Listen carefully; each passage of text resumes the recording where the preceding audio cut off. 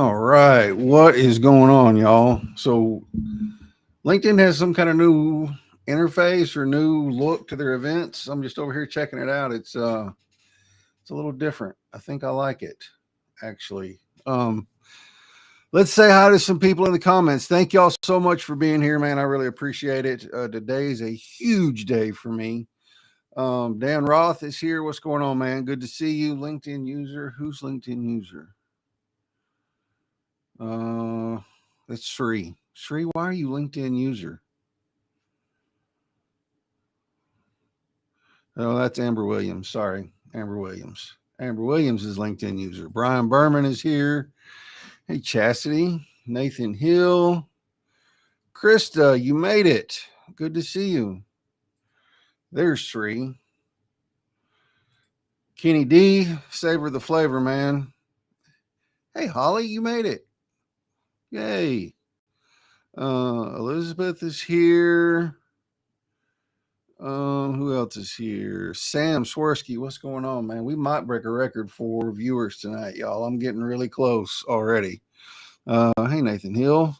Who else, real quick? Chris Smith. I'm fixing to get into it, y'all. Hey, Teresa. I miss anybody? Julie Childs, Rachel Fox. Man. CFO Adam, the bow tie CFO.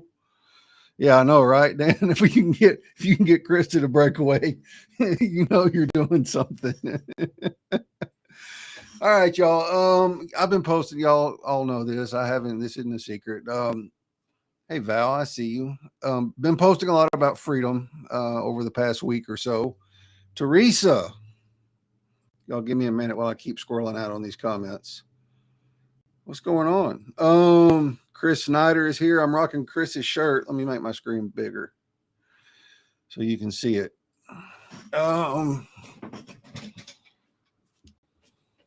This is out of the Breaking Free merch store. I need to get the link and post it in the comments for anybody that wants to buy a shirt. Let me do that real quick. Where'd I put it? Sorry, y'all. I'll get my stuff together in a minute.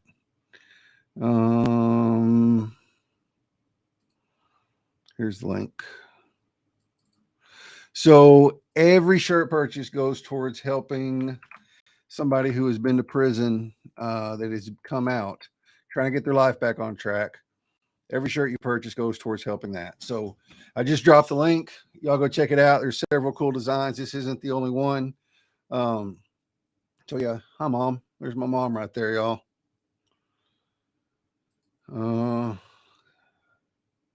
That's my brother, Eric. Hey, Eric. I am handsome. I know.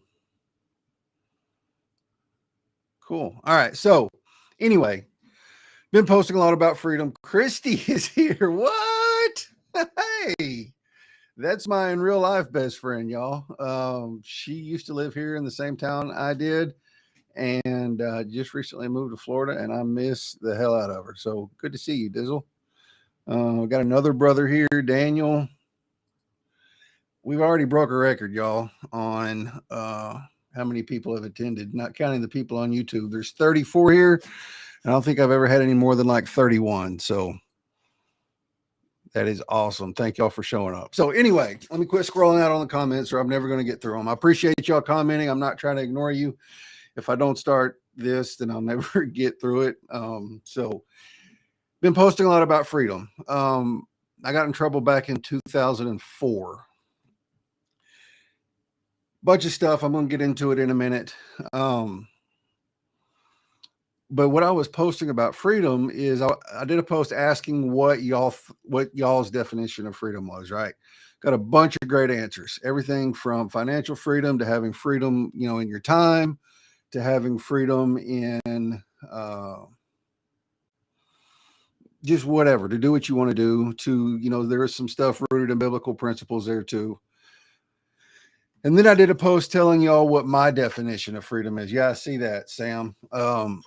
It's 38 right now.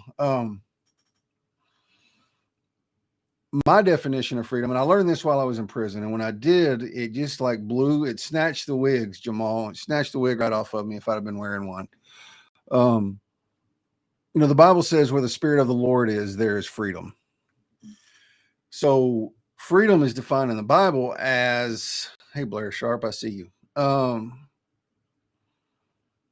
The presence of God in your life, having the Spirit of the Lord in your life, not the absence of something. So it's not the absence of something, it's the presence of someone. I see you, Caitlin.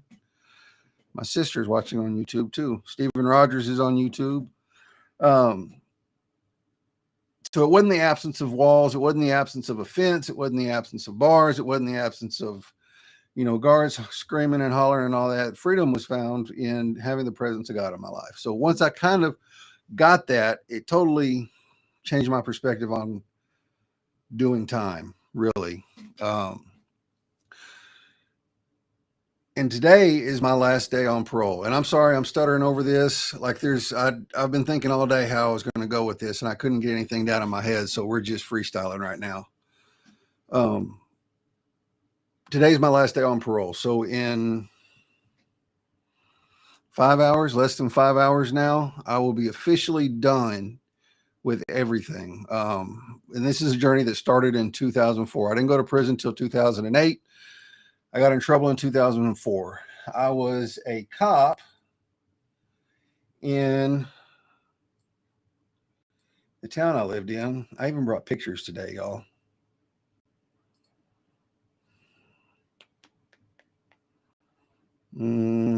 This is different. There it is. I even brought pictures today. That's me as a cop back in 2004. I was a cop. Why in the actual hell they let a 24-year-old be a cop and carry a gun, I have no idea. I was not anywhere close to being mature enough to be a cop. I've been carrying guns all my life, but just not anywhere nearly mature enough to be a cop. Doing stupid things, making stupid choices, ended up getting in trouble. While I was out on bond, I started doing drugs. I got really messed up in the head. Wasn't in a great mindset at all. And so when somebody offered me some meth, I did it. It wasn't a big deal. And I think I was kind of desensitized to it too, because I had spent 3 years working in the jail. I've been a cop for a few months, so I was around drugs a lot. I mean, I could pick it up and hold it and look at it and all the things. So I was kind of desensitized to it. And I'm not saying that all cops are doing drugs or whatever, but it wasn't. Yeah, that is when I had hair, Caitlin. So when somebody gave it to me to use, it wasn't that big a deal. It wasn't like I'd never seen it before, didn't know what it was, or didn't know what it could do. So I did. And I liked it a lot. Started doing more of it. I was doing it on the weekends. I could buy $25 worth and it would last me all weekend. $25 is not very much. It's a quarter of a gram. So y'all figure that out. It's not much. As time went on, I started hanging out with, you're buying drugs, you're hanging out with people that are doing drugs and selling drugs, and stuff just went extremely downhill from there. I went from doing $25 worth on the weekends to buying an eighth of an ounce at a time. It's called an 8-ball in the streets. It's about $275 for that. It was just in a bad way. I was never shooting it. I snorted it and I smoked it.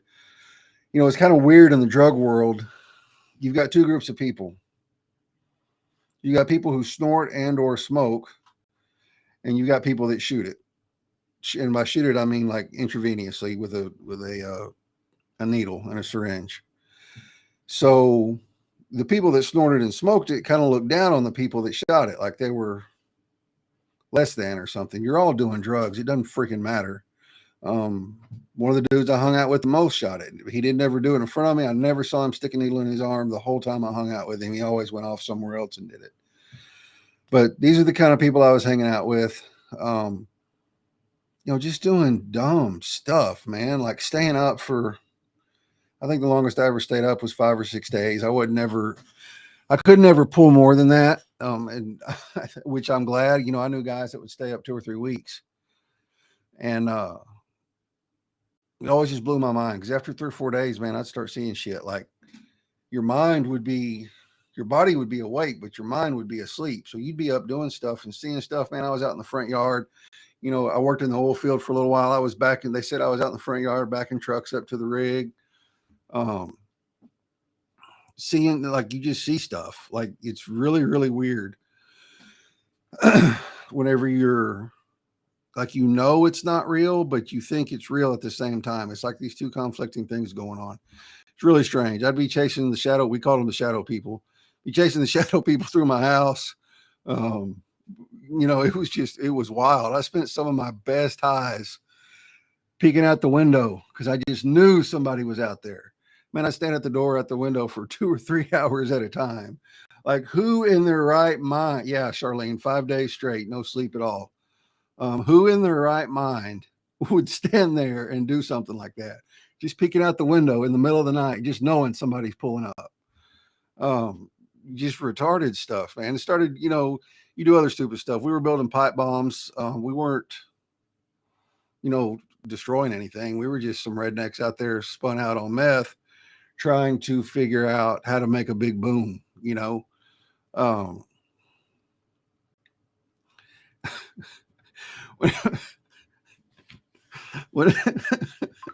Whenever the cops ran in on my house one day, they ran a search warrant. Somebody snitched on me. I don't know who it was. And I had pipe bomb making stuff in there. They didn't find any drugs though, well, they did they? They did, but it wasn't mine. I got charged for it because I didn't snitch the dude out, but they were not my drugs. That, I don't know how they missed my drugs because they were there, but they found somebody else's drugs. Anyway, I was at somebody else's house whenever the cops kicked my door in, and there were people at my house.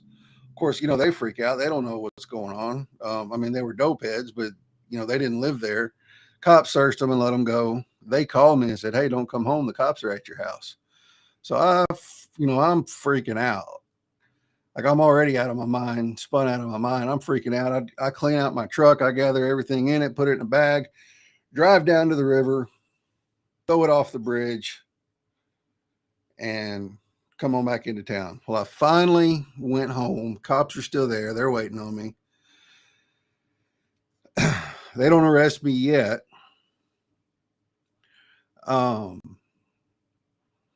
But they talk about the pipe bomb building stuff. They talk about the drugs.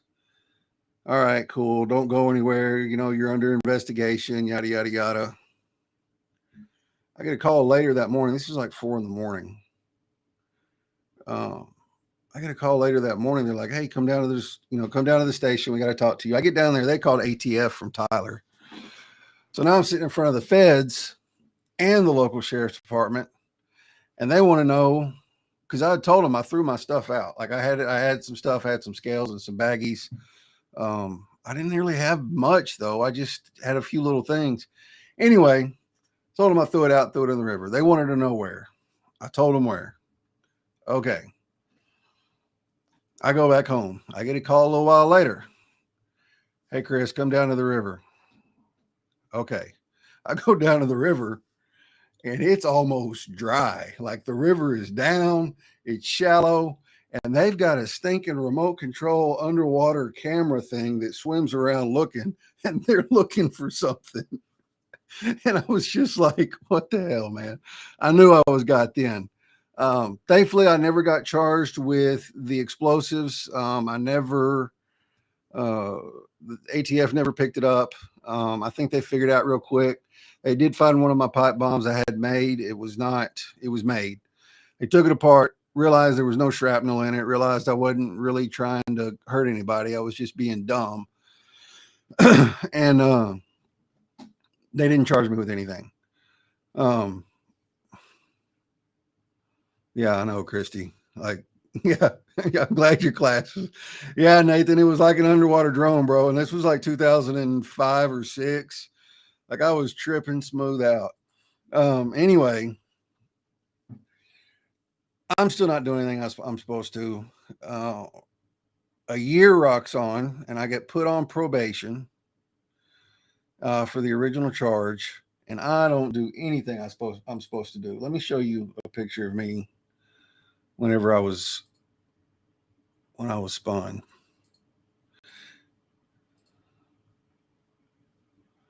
That's me. Somewhere probably around 2005 or 2006. You can see how drawn up I am, how skinny I am, the dark circles under my eyes. I look like shit. Jeans are dirty as hell. That's at my parents' house. Why in the actual hell they let me in the house when I was in that condition, I have no idea. But that is at my parents' house. I'm sitting at their computer. I don't even remember who took that picture or why, but I am out of my mind right there. Whoa, I'm still sharing my screen. So I get put on probation. I don't do anything I'm supposed to do. I go report once or twice. I went to report one time with a pocket full of drugs. How dumb was that? You know, it's just by the grace of God that they didn't search me or I didn't have to take a drug test that day. I went and reported a couple times. I moved from up here in Jacksonville or Russ to Houston or to Conroe, stayed with my brother Daniel. I was working at my uncle's company. They were going to transfer my probation down there, and they did, but I never went and reported there. So they issued a warrant for my arrest. Cops are showing up at mom and dad's house. They showed up once when I was there before I went to Houston, and I went out the back door and under the house, and how the hell they didn't see me. Yeah, that's the only one I've ever seen of me in that shape. I think there's one more of me with my youngest brother, but I didn't put it up there because I didn't want to. I mean, he's a kid, or he's not a kid now, but I didn't ask him. Although I am fixing to show you a picture of me and my brother Eric. But I appreciate that, Dan. Yeah, Conroe was rough, man. So I moved down to Conroe. Cops are showing up at mom and dad's house every other week. They showed up once on Mother's Day because they thought I would be there on Mother's Day, which I thought was kind of a dick move, but oh well. So I'm in Conroe. I'm working. I'm not doing anything I'm supposed to do for probation. I couldn't find a good meth dealer in Conroe, so I started doing cocaine and ecstasy. Cocaine, I did it because I could find it, but it really wasn't my thing. The come down on it was really hard for me. It messed my nose up. And the X would sometimes be good, but sometimes it'd be cut with a lot of caffeine. And I could always tell if it was cut with caffeine because I'd get jittery and really weird in my stomach. Like, like when you drink too much coffee and you get that really weird, I call it like a cold mashed potato feeling. Like you've just got a lump of cold mashed potatoes sitting in the bottom of your stomach. So I was doing coke, I was doing X. Every once in a while I could get a hold of some meth, but not very often. Everybody down there in the area I was in thought that was a dirty drug, but cocaine and ecstasy was okay because that was a clean drug. Whatever. I'm trying to think how the sequence of events went. It was a long time ago.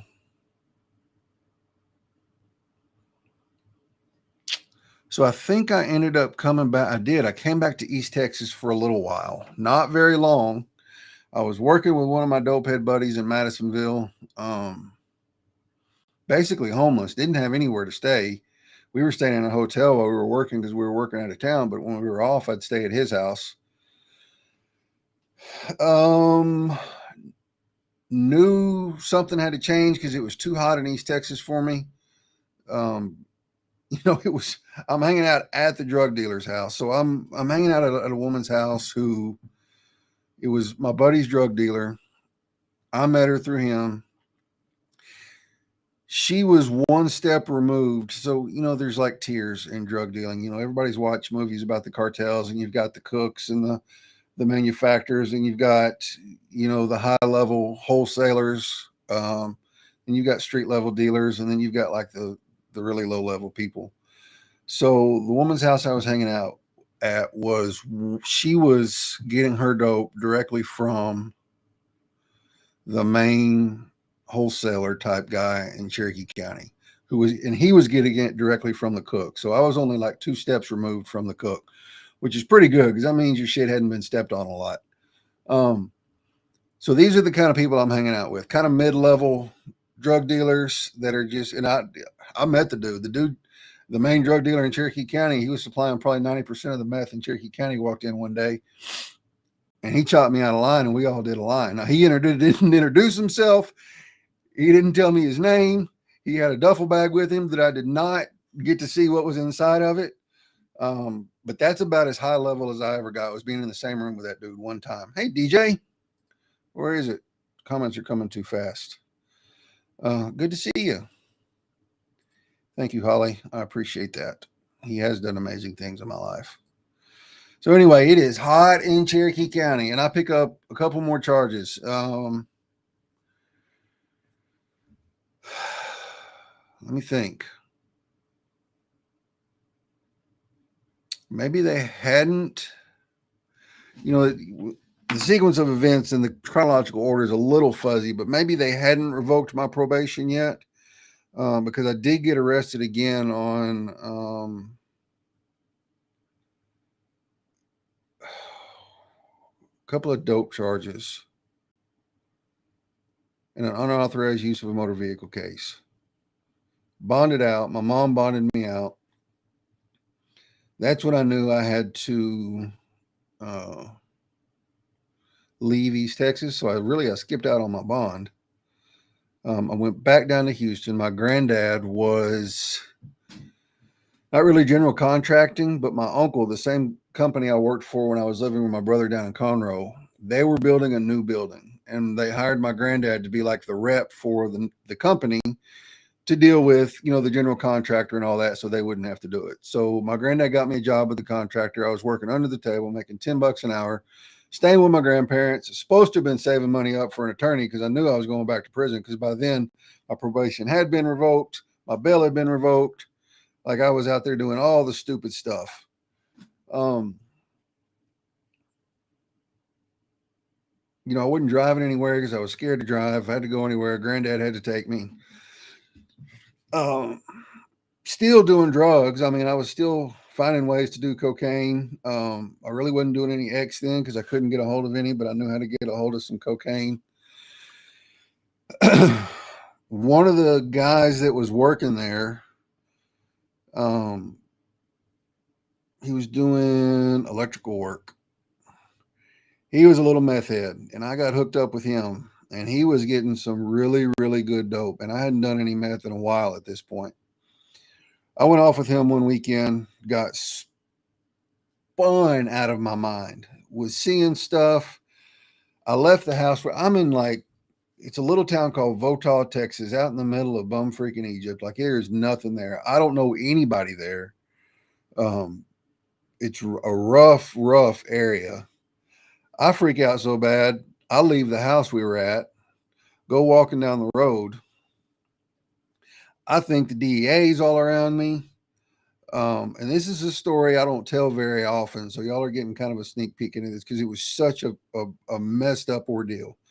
And this is what makes me think that meth is demonic. I mean, if you think about, like witches and potions and mixing things together to alter your mind, that is exactly what methamphetamine is. So I really think it's demonic, and it's an entryway for demons to, work in your life.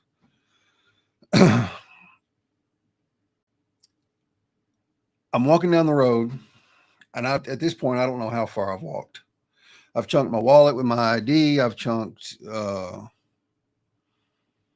had some drugs in my pocket. I chunked them. Darren knows where Votaw is. Bad area, man. Bad area. Hey, Miranda. I'm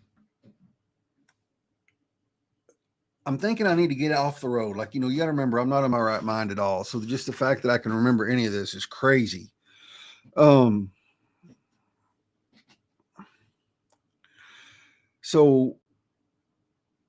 I see like this Grim Reaper looking dude standing at the corner of the driveway, and he points down the driveway. I go down the driveway, and there's a little trailer house there.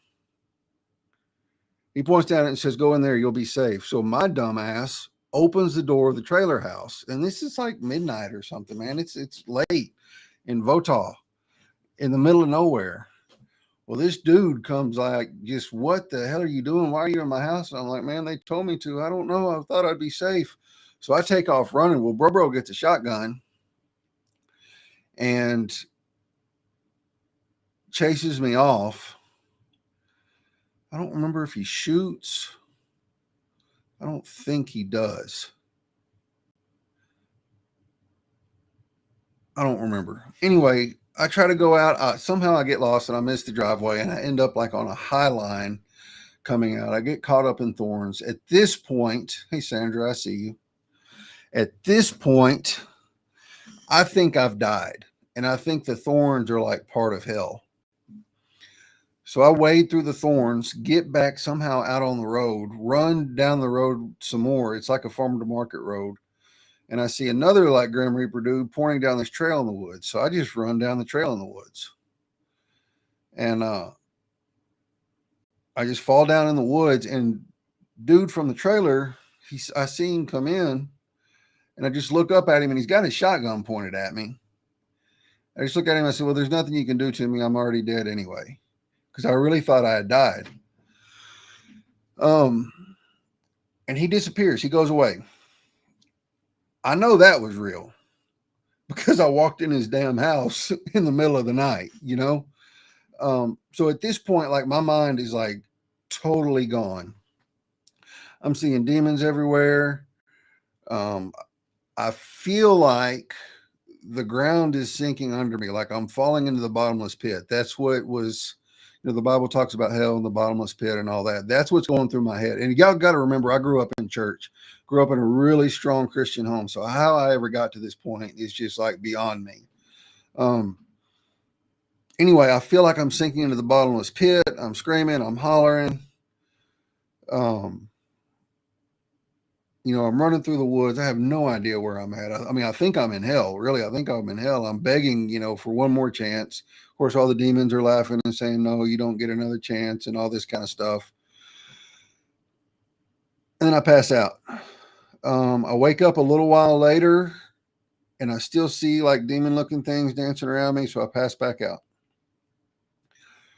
and I stay out until daylight, until morning. And I woke up cold. And I remember thinking, I've never been so glad to be cold in my life, because that means I'm not in hell. I get up, I brush all the dirt as much as I can and stuff off of me, walk down the road, find a house. And God bless them, it was an older couple. I know I looked like, who did it and why. Asked if I could use the phone. I called my mom, figured out, got the address from these people.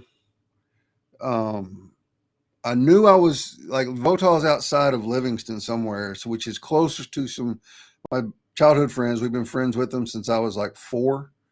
So I told Mom to call them to come get me because they were closer, and Mom was like 2.5 hours away. So Teresa comes and gets me, takes me back to the house. They've never seen me in this shape before. Like, none of my family, nobody has. Take a shower, change clothes. I go to bed and I pass out. Mom shows up. Mom comes in and wakes me up, wants to know what went on, what happened. At this point, I'm still not ready to talk about it because I'm still trying to process all that shit that happened and try to figure out how much of it was real, how much of it wasn't. So I wouldn't tell her, I wouldn't talk to her about it, all this kind of stuff. So anyway, she takes me back down to my grandparents. This is like gone into a Monday now. I was supposed to have already been back. Been back at my grandparents by like Sunday night. So, nobody knows where I'm at, what I'm doing. That dude never showed back up on the job site again. My granddad made sure of that. He brought my stuff back like the next morning or something. And then he worked a day and then he never showed up again. So I'm sure Granddad put the squash on him coming around, which is good. So anyway, we get done with the construction project. There's still some wrap up stuff to do. I'm kind of I'm working in the company, but still for my granddad. They're paying him. It's a roundabout way under the table. They're paying him. Granddad's charging them for my hours as his hours or something. I don't know how it all worked. Anyway, so you got to remember, I've skipped out on my probation. I've skipped out on my bond. I'm not anywhere I'm supposed to be. As far as the court is concerned, the law is concerned, I'm a fugitive from justice. So I had stayed mostly clean after that. I did cocaine a little bit every once in a while, but I was mostly clean. I'm at work one morning. It's early. Got to work about 7:30. I'm on a forklift and I'm moving stuff around. And this dude, he's wearing a backwards hat. Like he doesn't look like anything. He looks like I look right now, jeans and a t-shirt and a backwards hat. He hollers at me, "Hey, come here," from across the warehouse. And I just kind of look at him and I'm thinking, man, it's early. Like I was doing something else. And he hollered at me again. So I go flying up on the forklift right next to him and slam on the brakes and kind of slide. And I was like, "What do you want?" And he pulls a badge out of his shirt and he said, "Get down, you're under arrest." It was a U.S. Marshal. So the U.S. Marshals Fugitive Recovery Team. How they found me, I honestly don't know. I have no idea how they knew where I was. I have an idea. Well, let me take that back. I say I have no idea. I have an idea. Can't prove it, so I don't ever. Yeah, I think he did have a bald head, Sri. Can't prove it, so I don't want to speak on it. Anyway, somebody had to have told on me, and I have an idea who it was, but it doesn't matter. Was he from Texas too, Miranda? Yeah. Yeah, somebody did snitch on me. So anyway, I remember thinking, the thought that went through my mind was, and so it begins. Like it was a combination of shit, I'm fixing to go to prison, to shit, I'm glad this is over with. Because I had been, looking over my shoulder for years now. By now, it'd been years. It'd been like 3 years, almost 4 years. Yeah, there was no place for me to run. I was in a warehouse and they had the place surrounded with a chopper in the air. Like they were just for sure that I was fixing to run. They had a chopper hovering. They had deputies everywhere. There was federal agents everywhere. Those poor machinists in the shop didn't know what was going on. Yeah, that snitch did save my life, Christy. So anyway, I go to Harris County Jail. I'm in Houston. I go to Harris County Jail. You got to remember, I'm from a small town in East Texas, and the jail there only held 192 people. And I worked there when I started to work there, it only held like 100 or something, and they added on to it while I was there and bumped it up to like 192 or 196. I don't remember. I stayed in holding for like a stinking day and a half, which is the most miserable experience ever because you're in the same clothes. You don't have anywhere to use the bathroom in private. The food they give you is crap. You're on the concrete floor. It's nasty. It's filthy. It's dirty. There's nowhere to lay down. It's a total shit show. It's just like, it's terrible. It's nasty. I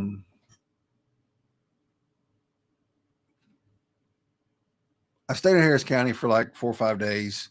Cherokee County came and picked me up, brought me back up here.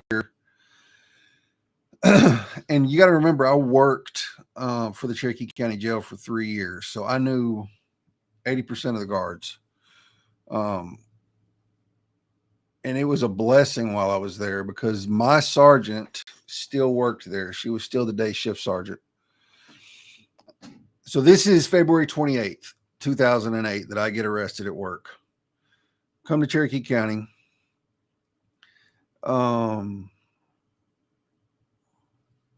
and I spend 7 months there until September. My parents are coming to see me almost every weekend. They're living down outside of Houston. They're driving up to see me. She's letting them have special visits. So they're driving up on Saturday morning, and she's letting however many wanted to come in before visitation started. I get to visit for, a couple of hours instead of 20 minutes. And then I still got to have regular visitation, like if any of my friends from Rusk wanted to come. I was getting, and I got so much Free World food. It was ridiculous. Free World cigarettes I was smoking at the time. God really blessed me while I was there. But I still hadn't started to change my mindset yet. I wasn't quite far enough removed from being in that life yet. So time rocks on. I go to court. I get 15 years. I go to prison. September the 29th, 2008, I went to prison. So when you go to prison, first thing you do, and I don't know if they don't shave women's heads, obviously, but I don't think, but they give you a haircut and you go take a shower. You get strip searched first. You get put in a holding cell, then you get a haircut, you go take a shower, they give you clothes, and the shower is like open right there in the intake. There's people walking all around, and I'm, brand new in prison, don't know what's going on. And I'm sitting there ass naked in front of all these people. It was really uncomfortable. And they give you a bar of soap, man, that's about as big as this key fob. That's about how big it is. You don't get a washcloth. It's probably thinner than that key fob, too. So I put it in my hands and I get it wet under the shower and I put it right here on my arm and go to rub. When I go up and then come back down, the soap drops right there. I've been in prison for 30 hot minutes and I break the first rule. Don't drop the soap. And I remember thinking, God, is this really how it's going to go? Like I dropped the soap. I mean, there was nobody around me. There was like 5 shower heads on the wall. Nobody around me. But I remember thinking, boy, I just broke the rule. I didn't know what I was going to get. I really thought I was going to get 10. So it was a surprise to me to get the 15 for sure. So I'm going to show y'all a couple of pictures now. Of me being in prison. And Eric, I don't know if you're still watching, but I'm going to show a picture of you too. That's my TDCJ ID. I should probably cover up my birthday, but it doesn't really matter. They give everybody an ID. That's also your commissary card. When you go to commissary, they scan that barcode to see if you have any money in your account. That's a picture of me and my brother, Eric. That's in 2010. So when your family comes, you get contact visitation for 2 hours. And then like the first Saturday of the month, they always do pictures and you give them like $2 and you can take pictures. That is me playing for the praise and worship team at church. And this guy right here, he's been on the show. He was on the cooking show with me I did last year when I made a spread. And I'm actually leaving tomorrow to go spend the weekend with him. His name is Zach Duncan. He's got a crazy, crazy story too. He was 17 years old. He got a 35-year aggravated sentence for aggravated robbery and something else. So he's 17 years old. He had to do 17 and a half years before he was even eligible for parole. So by the time he got out a year before I did. By the time he got out, he had more time in prison than he did out of prison.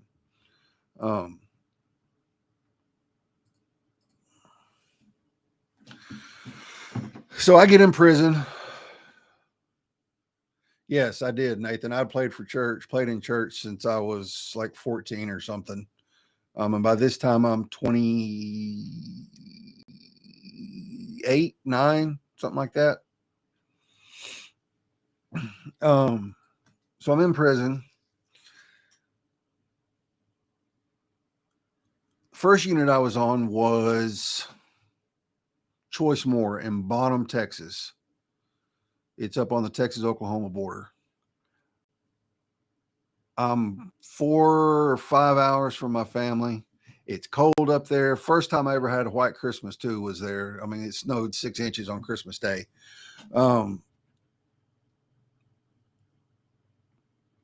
of settling in, trying to get everything figured out. Still, at this point, I'm thinking, okay, I know I can't do drugs every day, but I can do it on the weekends now. I know how to handle it now. I'll be okay. It took about 2.5 years for me to get rid of that mindset. So anyway, I am at Choice More. It's a transfer unit. It's a temporary unit. You're there for like 22 months before they put you. It's called an ID unit, which is it's a main unit. I don't even know what the difference in the classification is. Darren probably knows, but it's a transfer unit. I'm in a 68-man dorm. The bunk beds are close enough that when I stand up between them, my shoulders touch on either side. I've got somebody sleeping right here, people that I can reach out and touch on both sides. It's crammed in there. I'm not really going to church all that much. You know, I hadn't really written God off, but I'd written church off because of being church hurt. And it was really just kind of over church as we knew it, because church growing up back in the 90s was really judgmental, really, you follow the rules because you have to, and just really got tired of it. So I said, I'm not going back to church. So anyway, one day I go to church, and one of the volunteers brings in an iPod. This tells you how long ago it was. It was like 2009 or something. And he plugs the iPod into the TV and plays a music video of Jesus Culture, who is a Christian. They're a Christian praise and worship group out of California. And Kim Walker-Smith is singing the song How He Loves. And if you've never heard it, I encourage you to YouTube it, watch the video, Jesus Culture, How He Loves. The lyrics to that song really, really, really hit home. He is jealous for me, loves like an ocean. Let's see. I am a tree bending beneath the weight of his wind and his glory, or weight of his something. I don't remember. Anyway, I'm sitting there in that church, in that little chapel, because it was a little unit. There's maybe 50 guys in there, and I just start weeping because for the very first time in my life, like I actually felt God's love at that moment, like just kind of trickle down over the top of me. It was the wildest thing, and I'm just sitting there weeping, and all of a sudden I get it, like, oh my gosh, he really does love me. So I'm just crying like a baby. I go back to the dorm, and I'm just kind of trying to figure it all out and soak it all in. And that was the beginning of the next, like the beginning of what was probably the best. See, this is 2009. I got out in 16, the best 7 years of my life up to that point. Even though I was in prison, I can say that. Yeah, thank you, Darren. Transfers, temporary assignment, ID, or institutional division unit is permanent or long-term. Temp being 24 months maximum time someone is supposed to be assigned there. Yep.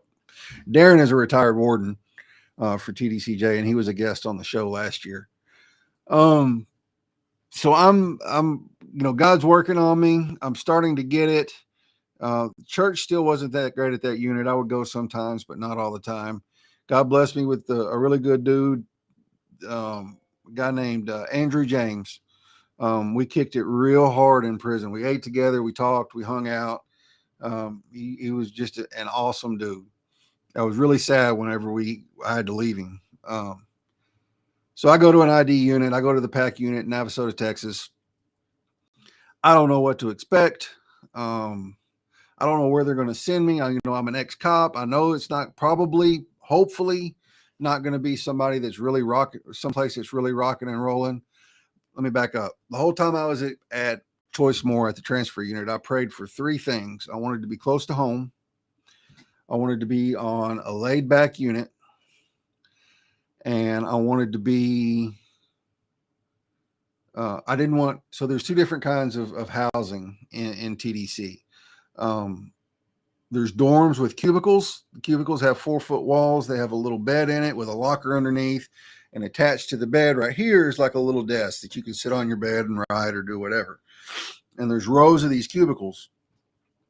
And then there's cell blocks, which is just like you see on TV. 2 bunk beds and a little cell. Depending on how old or how new the unit is, the damn thing could be like 5x7 or 6x8 something, or 7x9. Like they're small for 2 people to live in, with a toilet and a little desk in it, and that's all that's in it. You can come out and go to the day room, but I didn't want to be locked up in a damn 2-man cell with a cellmate, because I like to stay in this. Like I kept to myself a lot. I like to hang out in my cubicle or hang out at my bunk. And I knew I didn't want to be stuck in a cell with a cellie all the time. And a cellie is like, that's short for cellmate. So I prayed for those 3 things. They take me to the PAC unit. You get there, you go through intake, you go through property and go see classification. And I was like, they gave me my housing assignment. And I said, is this a dorm? Or I asked them, I said, is there any way, like, cause I don't know, I don't even remember if it was an inmate I asked or if it was somebody on the classification board. Something about they have dorms here, because not all units have dorms with cubicles. And somebody told me, man, that's all that's here. It's all cubicles. There are no cell blocks here. And I was like, thank you, God. Prayer number 1 answered. Prayer number 2, I'm in Navasota, which is 45 minutes or an hour away from my parents. I'm close to home. That's 2 things. The PAC unit is a medical unit and a PC unit. And PC means protective custody. So you got a lot of ex-cops there, a lot of ex-judges, ex-TDC guards, ex-gang members who had gone through the disassociation process, like Zach. That's why Zach was there, because he was part of a gang in prison. He got confirmed, went to SEG, went through the program to disassociate with the gang that TDC has. When they do that, they send you to a unit like that that's laid back. Average age on the unit was like 55 or 60 or something. Like, it was old. There's guys on crutches, guys on wheelchairs, and it's really kind of heartbreaking to see, 70, 80-year-old dudes in there, not ever getting out, people rolling around in wheelchairs and walkers and crutches and canes and just in terrible health. But that's the kind of unit they put ex-cops on, and ex-TDC guards and ex-judges and stuff like that. Laid back. The 3 things I prayed for were answered. So I was like, yes, thank you, God. But the thing on that unit is, if you're young, your ass is working in the fields. And it was, at the time, the lieutenant we had over there, he was really, really, he wouldn't let anybody out of the fields. He wouldn't give anybody a job. He kept you out there. He was just a mean dude. So I worked in the fields for a couple of years. It wasn't too bad, though. I mean, it was hot and it was kind of hard work, but it wasn't that bad. I got a job as, let me back up. I'm playing in the chaplain's band on the praise and worship team. I'm going to church. I'd met Zach. We're hanging out. Still a little squirrely. I drank some hooch, was bringing in snuff. The fields, Miranda, are, so it depends on what unit you're on. At this unit, the fields, it was the field squad. So we would go out, we'd work in the garden. We'd be picking vegetables. We'd be, we'd have, they're called Aggies. It's like a heavy duty hoe. We'd be chopping weeds. We call it busy work, because it used to make us so mad. We'd be on a fence line, like on a barbed wire fence line, 3 men wide, just enough between you and the row in front of you, so you're not hitting each other with the Aggie. So you're 3 wide, probably 10 deep, going down a fence row, cleaning the fence row. And on the other side of the fence, one of the trustees is coming through with a tractor on a brush hog, cleaning that side. Used to make us so damn mad when they do stupid stuff like that. but it got us out of the dorm. It got us outside. Um, you know, in the wintertime and the fall, it wasn't too bad because we'd be out in the woods picking up sticks and burning. So it was almost like being at home. You know, it reminded me a lot of when my granddad bought the land I live on now, and there's a lot of clearing and stuff going on. And I know I'm talking a lot, and it's 51 minutes, and I don't know that I'm going to be able to stop at an hour. So I appreciate y'all for hanging with me. Yeah, proper hand placement on the Aggie. You are exactly right. I, I'd probably get some blisters because I've been riding this desk for a few years now.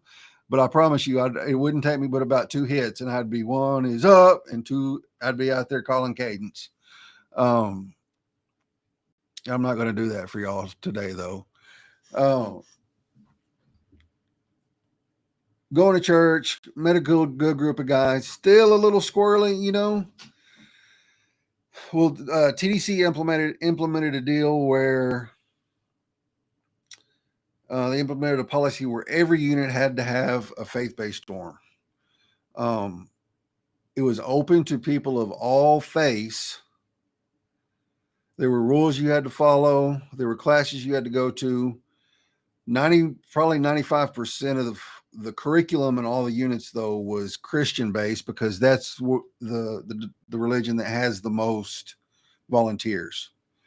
So didn't matter what faith you were, there were still mandatory classes you had to go to. They were all Christian based. I bet you can, Lucas. You got me thinking about some of the stuff we used to sing. You had to go, but like if you were Muslim, for instance, and you were in there, you didn't have to go to the primary Christian service. You had to go to your primary faith service, but you still had to go to like all the extra classes. So they implemented that. They opened the dorm. I don't want any part of it. I don't want to be in it. But Zach's on me. Man, come on. You need to get on the list. Get on the list. He talks me into it he talks to me about it for about a month, and I finally say, okay, I'll do it. I'll go down there and see the chaplain. Say, man, I want on the list. He said, okay. At this point, the guys had moved into the dorm, but they hadn't started the curriculum and the classes and stuff yet. They were still waiting to get, you know, all the volunteers and classes organized and figured out. One of those dudes left. One of the dudes that was in the dorm left, and the chaplain moved me to the front of the list and put me in the dorm. So I moved in the dorm January of 2012. That is when God really started working on my life.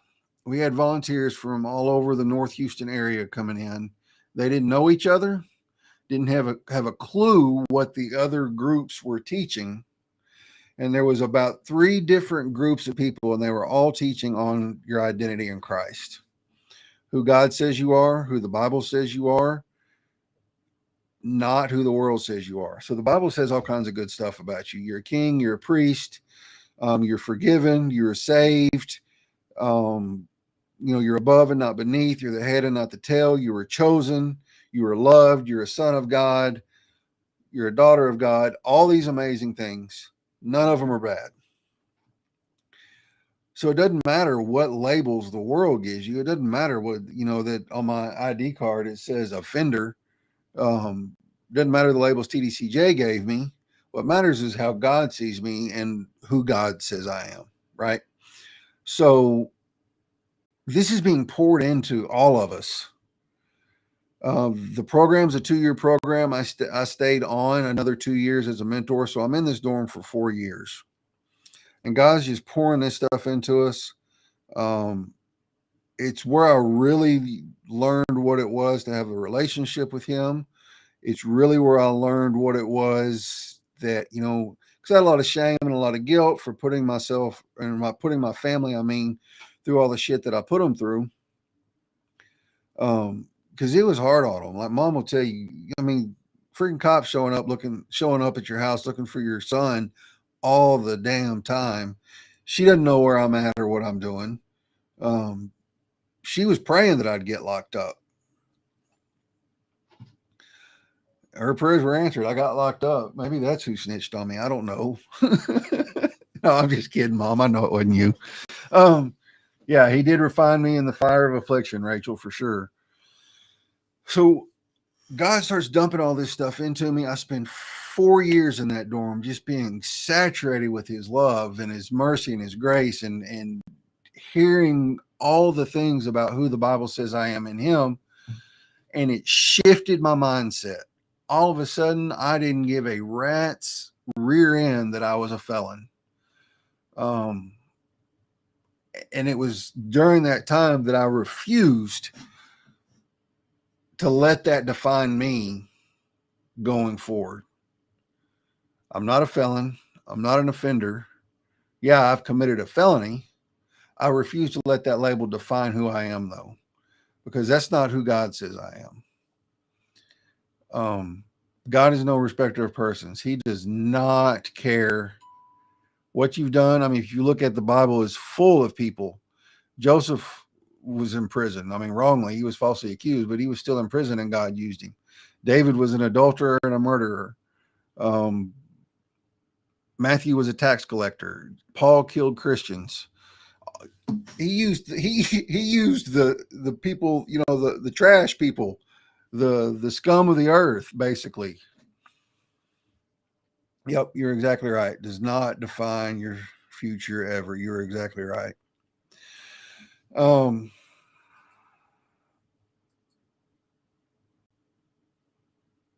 God's pouring all that stuff, and he knew I needed that in that moment before I got out. So time rocks on. I'm not even eligible for parole until May of no.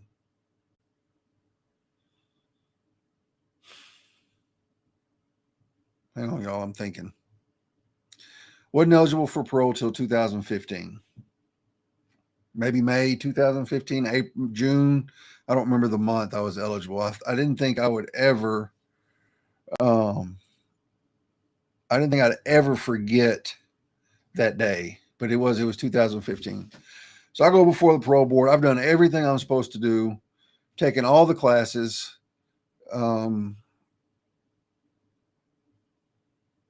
It's in God's hands now. So I go before the parole board, or I say the parole board. It was one parole officer. He does my interview,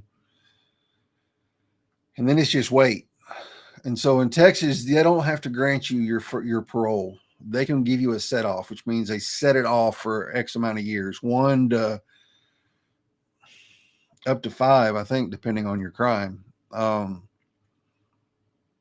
It was really common for guys to get a year set off or 2 year set off, or I've seen guys get 5 or 6 1-year set offs back to back to back to back.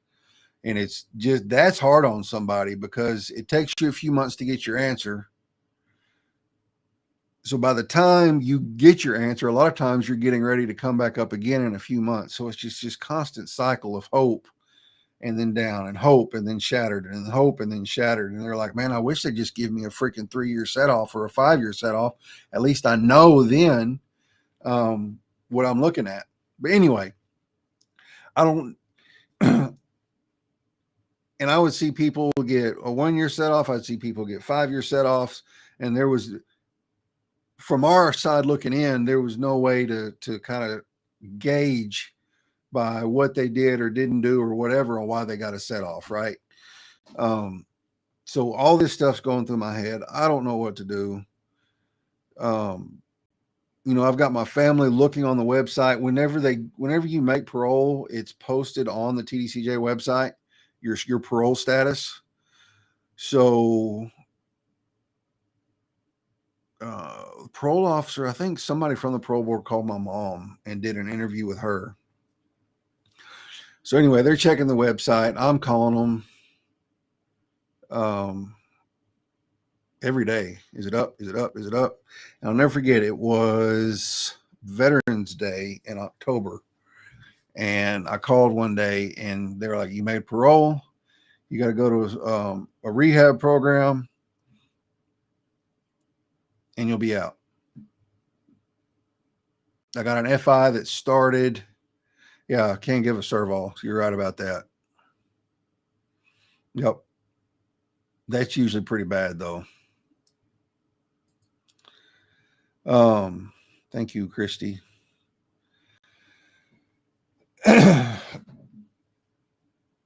So I'm just like, I'm still in the faith-based dorm. I'm surrounded by a bunch of guys I've become really good friends with.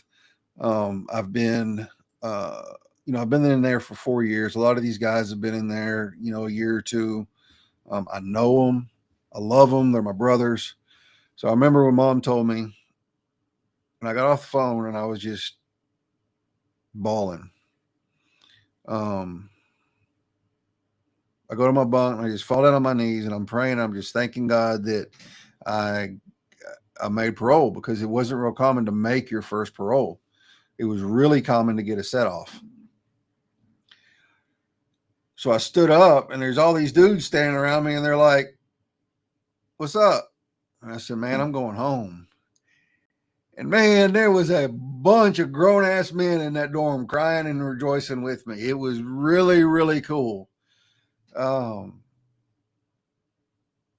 don't want to see anybody stay in there, but whenever everybody, that's one of the main prayer requests. Hey, I'm coming up for parole. Hey, I'm coming up for parole. Y'all pray that I get out. I never pray that I got out. I just pray, God, if I'm ready to be out, then I know you're going to let me out. But if I'm not ready, then please, and I prayed this for years, please show me what I need to do to be ready. Teach me those things. Get me ready. Please don't let me be hard-headed. If I'm hard-headed, please hit me on the head with it. Like, this is the way I was praying. So I made my first parole. I left there in December, went to another unit, went through the rehab. Got done. Almost crashed out when I was at the rehab. And crashed out means doing something stupid and losing your parole. Everybody, when it gets down to that last little bit and you're done with the rehab and you're fixing to get out, your date is coming up, you're waiting on it, and that's another thing. It was back to calling every day. Hey, is the date up yet? Because once you finish and they turn in the paperwork, then they post your release date online. So then it was back to calling every day. Hey, is it up yet? No. All right. Love you. Talk to you tomorrow. So it's just, you're tired of it, and the unit they sent me to was just a trash unit, man. I'm talking about, it was wide open. It was rock and roll. There was K2 everywhere. There was cell phones and drugs and tobacco and all the things that you see on a TV prison was that prison. So it was really not what I was used to, and why I prayed to be on a laid back unit. It was terrible. It stank. It was terrible. It was a terrible place to be. Because I was trying to go home, right? Like, they had us all that were going through the program in a dorm by ourselves. So it's not like we were spread out in general population. There's still the guys getting carted out, smoking K2 and all this other kind of stuff while they were there. But anyway, I don't remember what happened. I don't even remember what the dude said to me. He had been getting on my nerves, and he said something about, well, I bet you won't slap me. And he couldn't get slap out of his mouth, and I slapped the shit out of him. Thank God the guards didn't see it. And thank God he was a wuss and didn't try and fight back, because the guards would have seen it. So God had his hand on me, even in my stupidity. But it was just like, I was so close, and I could have pissed it all away just from slapping the shit out of that dude. So I get my date finally. What's the next picture? Get my date finally. It's May 19th, 2016. And I've shared some of these pictures before. I'm only going to share one of them today, though. That's my granddad. That's who I stayed with whenever I was in Houston on the run, and that's who I stayed with whenever I got out. I got out in May of 2016, and my grandma had just passed away in January, so I missed that. They wouldn't let me go to the funeral, even though the funeral was 30 minutes away, and I had made parole. I was just waiting to get done with everything. They wouldn't let me go, so I missed it. That's Zach. The guy that was in that picture with me, the one I'm going to see tomorrow, that's me. They give you the most god awful clothes. It was a pair of khaki pants. It was two that were really, really baggy that barely touched the top of my ankles, and that bowling shirt. But everybody looked like that, so I wasn't the only one. Some guys were wearing Hawaiian shirts, but it was all just like really mismatched kind of stuff. Thankfully, my parents brought me. That's my mom right here. There was a whole lot of people that came whenever I was in the second group to be released that day. And so we're coming out, and it's really weird when you get released from the walls from the Huntsville unit. Like, you come out of visitation, they have visitation outside there, or some of it, and you don't know. Like, I'd never been there, so I didn't know. We're walking through this fence, and we walk out a gate, and that's it. Like, I'm out. And I come around the corner. Here's the prison. This is the prison right here, and this is across the street and around the corner. I come around the corner, and I'm at the back of the line, and as we're coming out, and the guys are around, and there's a bunch of guys. I hear hooping and hollering and woo, yeah, all kinds of stuff, a lot of racket. And the dude next to me said, man, somebody's people is happy to see him. And we get up there, and it's my people that's happy to see me. They're the ones making all the noise. You know, some guys didn't have anybody to meet them there. Some guys had one or two people. Mama rounded up, I don't even know, 10 or 15 people to meet me whenever I got out. I didn't need my bus voucher, so I just threw it away. I went to the gas station. I got something to drink. I got a can of snuff. Yeah, I know, looking fly as hell in that shirt, Caitlin. You were right.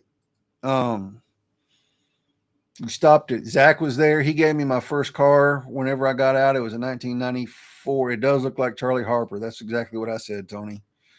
A 94 Honda Accord. We drove back in it. He drove. I didn't have my license yet. We stopped at Whataburger, and I got the Monterey Jack Melt. And dang, that was good. But yeah, family sitting there hooping and hollering. Let me stop that.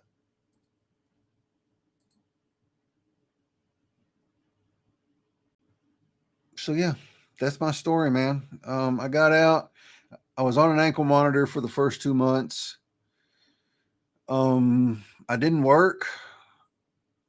We put it on paper that I was working for my granddad, which I was doing yard work and stuff like that.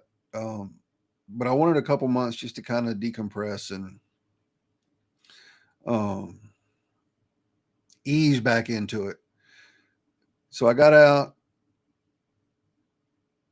It was a holiday the next day. It would have been the 19th. Maybe Memorial Day would have been the next Monday. Or no, my parole officer was at a training. So I got out on a I don't remember. I had to go the whole weekend in the house. I couldn't come out of the house because I was on the ankle monitor. I go to report for the first time. I'm overwhelmed because of all the paperwork. When we got done, my dad had taken me and went shopping for clothes. And it was such a weird experience. Hang on, let me back up. We stop at the gas station on the way home. I go in the gas station to get a can of snuff and something to drink. And I look, yeah, you got to remember, I've been buying drinks off commissary, and they have like Coke, Dr. Pepper, Sprite, root beer, Diet Coke. That may be it. Orange, Fanta orange, like Big Red, not very many choices. So I walk into that gas station, and there's a wall, y'all, that is 15, 20 feet long. That's the cooler. It was a big gas station. I got stuck. I couldn't decide what to drink. So I got a can of snuff and walked out of there without anything to drink because I couldn't, like, my mind couldn't comprehend having that many choices. Like, I went in and there was Mountain Dew and Code Red Mountain Dew. And I looked at the Mountain Dew section and there's 6 different kinds of Mountain Dew sitting there. And I'm just like a cow looking at a new gate. So I turned around and walked right back the hell out without getting anything. So anyway, I said all that because I go shopping. And it was such a weird thing. Like, whenever you're in TDC, you don't have pockets in your pants, but you have pockets in your jacket and during the winter, yeah, exactly, Nathan. That wall is just the Mountain Dew flavors. So I'm like, I'd be walking through the store. I'd put my hands in my pockets and I'd think, oh, I got to pull them out or they're going to think I'm stealing something. Because guys would be dumb. And if they'd sneak something back from the kitchen, they'd leave their hands in their pockets because they want to have their hand on it, So the guards, if they saw you walking with your hands in your pockets, a lot of them would pull you over and pat you down. So just stuff like that. And I would think that they would know, like, I felt like I had inmate right here. Like they just knew I just got out of prison. So there was some adjustment that took place. And I look like the clothes I bought. I don't even know what the hell I was thinking. I couldn't make it. Whoever thought it was a good idea for me to go buy clothes 3 days out of prison. That was terrible because I ended up throwing most of those clothes away after I realized that they were really, really dumb looking. I get a job at O'Reilly's. I wasn't going to say that out loud. Not knocking O'Reilly's at all. A buddy of mine was a district manager. He got me a job. They ran a background check to, because I applied to become a key holder. They ran a background check, said, oh my God, this dude should have never been hired to begin with.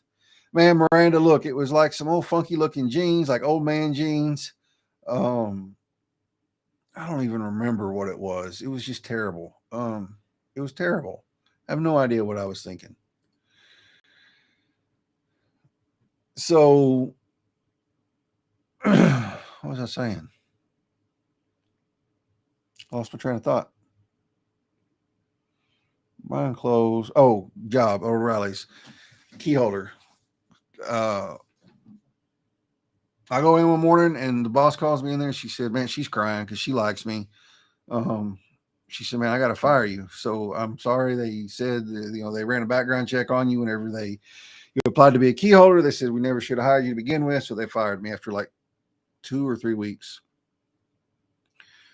So I was kind of messed up about that, but God knew what he was doing because longtime family friend, like I've been out for it's from May to October. So it's October by this time. Calls mom and says, hey, I heard Chris is out. Does he need a job? Tell him to call Dannon, who is her son, who is my age. I'm just like 3 months older than he is. Thanks, Robert. I appreciate that. Tell him to call Dannon. He's part owner of this electronics recycling company. They're always looking for people. So I called him. I set up an interview, come up here and talk to him. He hires me. I started in the warehouse, auditing computers, checking them in. Moved around a little bit. This is a company I work for now. Moved around a little bit in the company, moved to the LCD line where I learned how to audit LCDs and grade LCDs, moved to the deployment line where we're loading Windows onto the refurbished computers that we're fixing to go out the door. So I moved around a lot in the back and learned kind of that whole process. And then they moved me into a sales position. Stayed in that position for a long time, for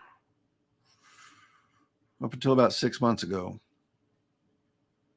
Moving from hourly to hourly, then I got another raise. And then moving me into logistics. Now I'm scheduling the trucks to go out and pick up the stuff that my department used to bring in, which I like it a little better. I was getting burnt out in the other department. Amongst all that, I get on LinkedIn, think I'm going to make some business related posts. Some of y'all remember I used to post about electronics recycling, and I did some videos showing some of the processes and shredding hard drives and all that. Discovered live streaming. I didn't throw this in there. This happened a couple of years ago. Where's my screen share?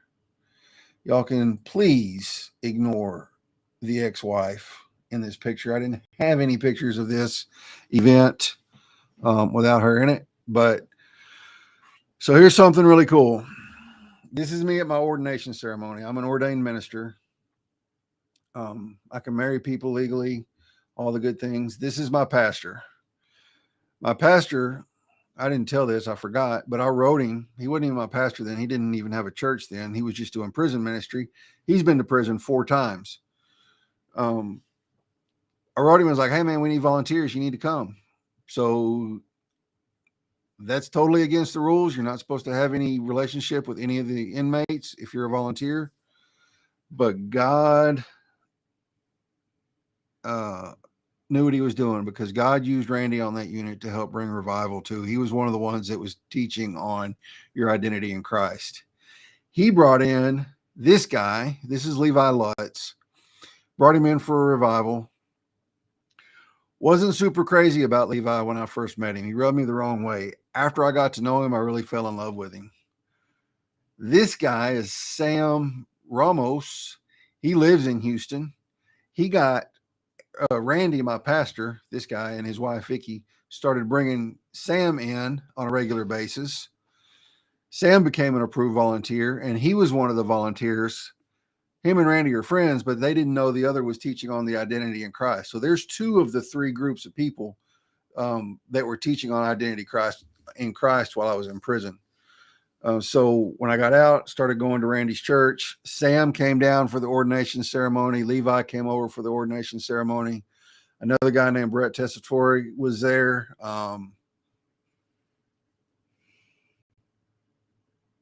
I don't think he had ever come to the, hey, Russ Hedge.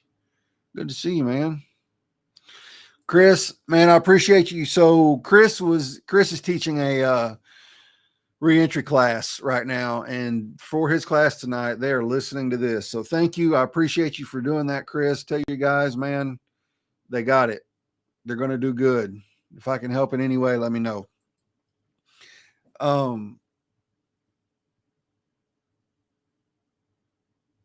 So anyway, Levi comes in, Sam comes in for the ordination ceremony. So like 2 out of the 3 people that signed my ordination certificate were with me in prison as volunteers, Randy and Sam. And then Levi signed it too, which I love him like a brother, and so did Brett Tessitore. So it was really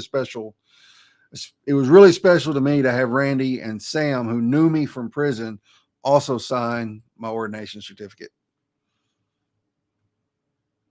Did I stop share? I did. Okay.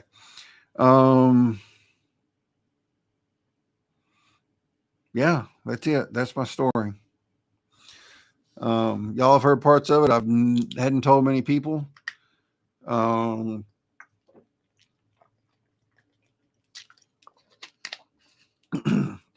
appreciate all of y'all very much for being here, for all the support that you've shown. I was a little about posting, about having been to prison when I started posting about it, year and a half ago, almost 2 years ago now. But the support y'all have given to me has been overwhelming. And I appreciate it very much. I appreciate all y'all for showing up today too, and just hanging out with me and listening to me tell my story. It's a big day. In 3 hours and 40 minutes, I will be totally free from all I've been dealing with this shit since 2004. So almost 19 years later, 18 and a half years later, I will be done with having to deal with this crap. LinkedIn did something weird. Sorry, y'all.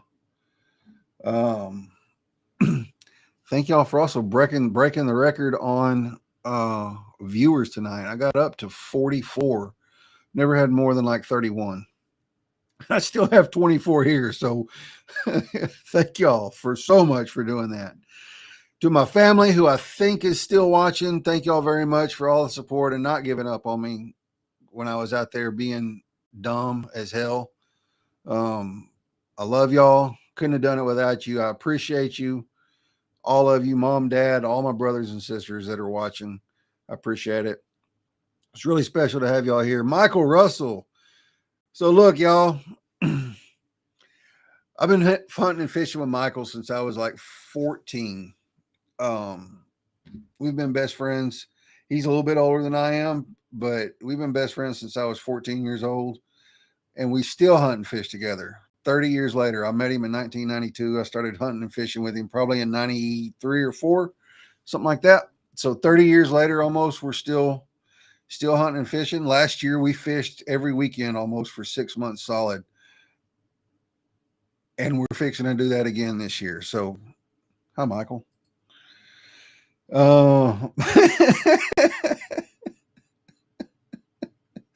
Monkey milk. That's the color of a crappie jig. You dang right. Thanks, Rachel. I appreciate it. I love y'all too. I really do. And I appreciate it. Darren, thanks for dropping in, man. I appreciate you, sir. DJ, Tony, Robert, Julie, Teresa, Lucas, Andrew Bennett. I see you, man. Hey, Daniel Hall, Krista Brenner. Hey, Tara, you snuck in here on me. Holly, I don't know if you're still watching on Twitch. Thanks for dropping in. I appreciate y'all. I love y'all. Whoops, where's my damn outro? And I will see y'all on Monday night.